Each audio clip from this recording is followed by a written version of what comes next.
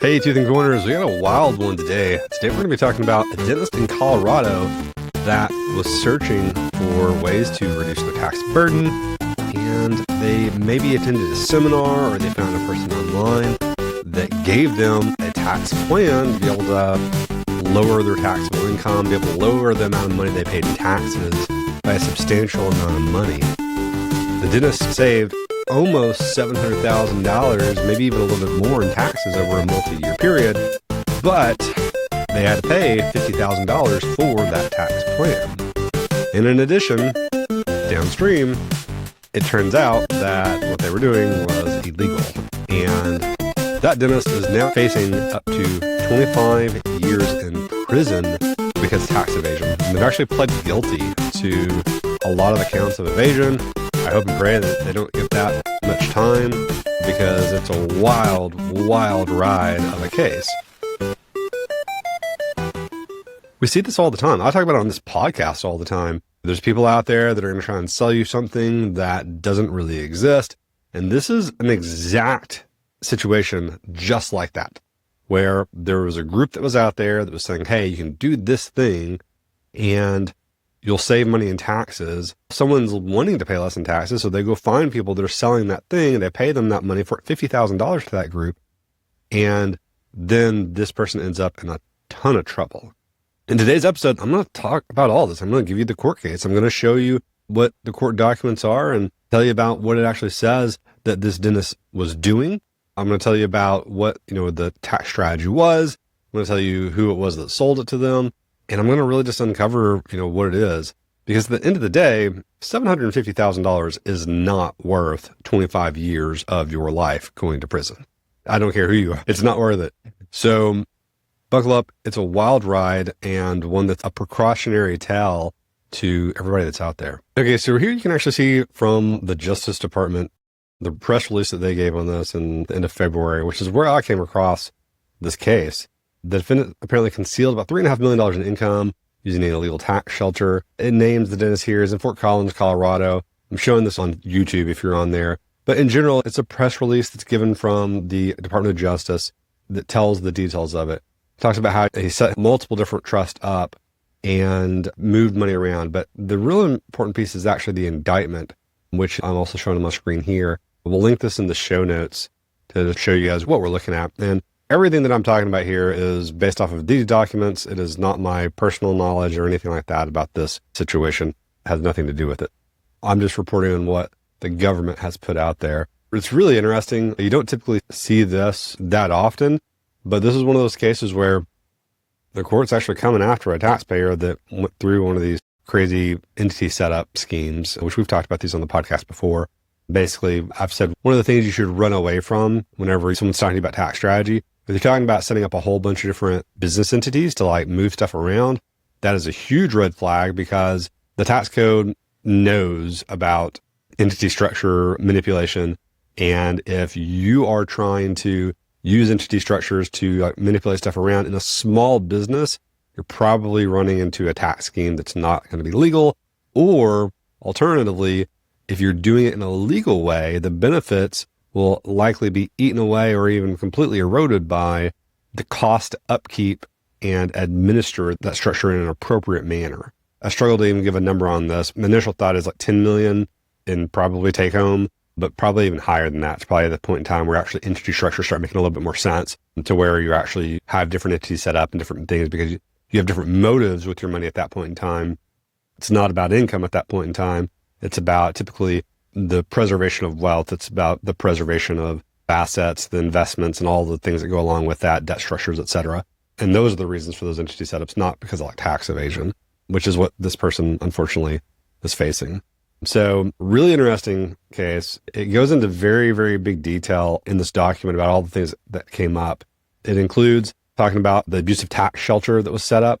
They actually call it the Abusive Trust Tax Shelter. Was promoted and sold to U.S. business owners nationwide by, among others, Larry E. Connor, going by Connor in the court case. Connor and others taught individuals, referred to as clients, to purchase the Abusive Trust Tax Shelter, how to evade taxes on nearly all their business income by using a series of sham trusts designed to receive the client's income, hold title to the client's assets, and then pay for the client's personal expenses. The abusive tax shelter typically consisted of 3 purported non-grantor trusts and a purported charitable foundation, which was also organized as a trust. For a fee, Connor procured trust instruments purporting to create these entities, including one longer version that clients were instructed to keep strictly confidential, as well as a second shorter version and a certification of trustee form, which clients could provide to banks to open trust bank accounts and apply for loans. The purported trusts were successfully layered, meaning that each trust named the next trust in the series as its beneficiary.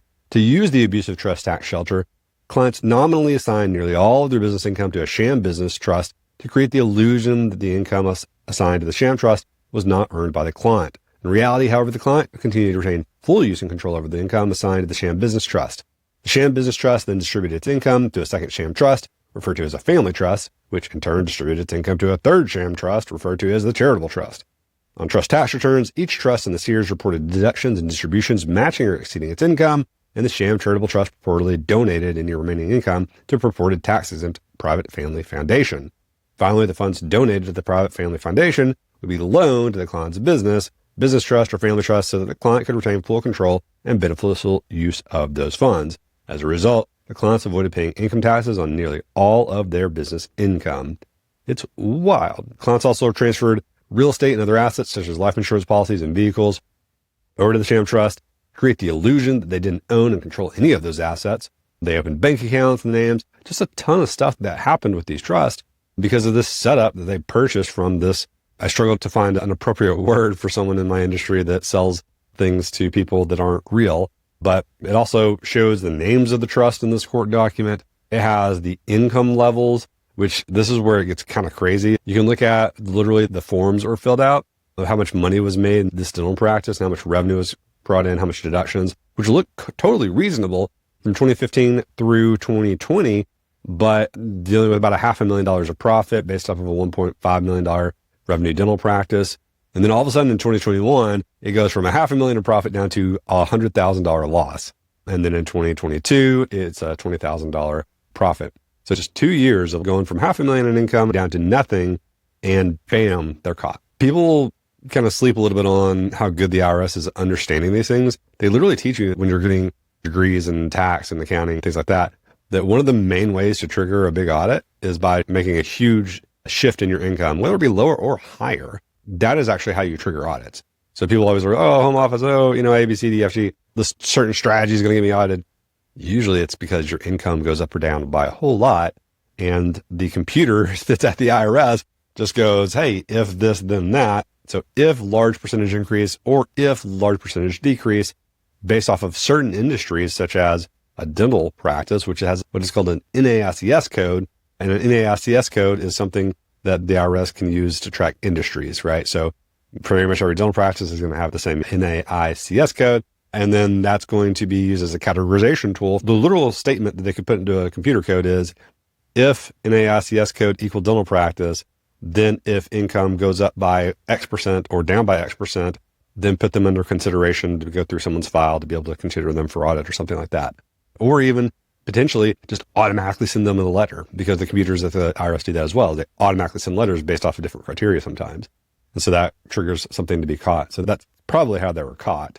Now, all these other entities being set up and things like that also probably didn't help. But the other thing that was really wild about this is it talked about how in this court case that the dentist actually reached out to his CPA and was like, hey, I need to move my dental practice into a trust. Can you help me do that? And things like that. I think it's in here somewhere in this document where the CPA is like, why would you ever do that? Why would you ever put a small business or dental practice into a trust? I don't think you can even do that in Colorado. You shouldn't do this. Usually when someone's doing this, it's because somebody's trying to sell my client some crazy thing. The CPA actually told the dentist, hey, this is a bad idea. Don't do this. And it's wild that they found that email. I'm guessing that whenever they went and raided this guy's place, they got a hold of his emails and they found the CPA that was helping him at the time. Eventually, based on what I'm seeing in the documents, I'm guessing that CPA smartly disengaged from that person as a client, which is what my firm would do as well if somebody approached us with one of these things. So how did they get the return file? Guess who was happy to take more money and file those returns for that dentist? The same person who sold him the tax plan. Apparently, this is my understanding. I could be incorrect about this, but from what I saw in the court documents and what I did whenever I looked up the person that delivered the tax strategy, the Connor individual and the companies that he owned, there's like a CFO company that he owned. I don't want to say a name. I'd probably look it up in the document. So it's called the CFO Agency LLC, as the company, I believe, also owned. Yes. And it has all the emails. It has every receipt that you'd want to be able to find to unfortunately paint a really bad picture for what this person was doing. So I think that where this dentist really went wrong was in a few places. One, he was searching for a magic bullet to try and get out of taxes. They don't exist. Well, they do exist, but this is what happens whenever you try and shoot them. Eventually, you get left holding the smoking gun that is tax evasion or fraud. And so, really sad. I hate it. I hate that someone had this happen. If you look at their tax liabilities over the course of different times, you can see how much tax was due. There's just so much information in the court document that's publicly available. It's not like this is hidden somewhere. It's not like this is private information. This is out there. And I hate having to show this information, sharing this with everybody, because there's a real person at the end of this story. And I can only imagine the level of stress and anxiety and pain that family's going through with everything that happened here. So for that reason, it hurts my heart to report on this stuff. I'm going to stop sharing my screen now. So it's a cautionary tale for all of those dentists out there that are looking for ways to lower their income taxes. There are good ways and bad ways to do this. This is based off of just me reading this court document. I'm not an attorney, so me reading this court documents is not in any way legal advice or in any way a legal opinion or anything of that matter. It's just based off of my understanding of the tax code and how I've dealt with the IRS in the past and how I see things. This dentist got in trouble in a few different ways. Number one, they got in trouble because it was obvious that they were trying to do this for saving money in taxes. Whenever you create a business entity for any reason, it has to have a business purpose for doing so. Just because you create a trust, just because you create a nonprofit, does not mean that you can use those entities as vehicles to fund personal obligations. So that is quite literally the most basic piece of the puzzle of why they got in trouble, right?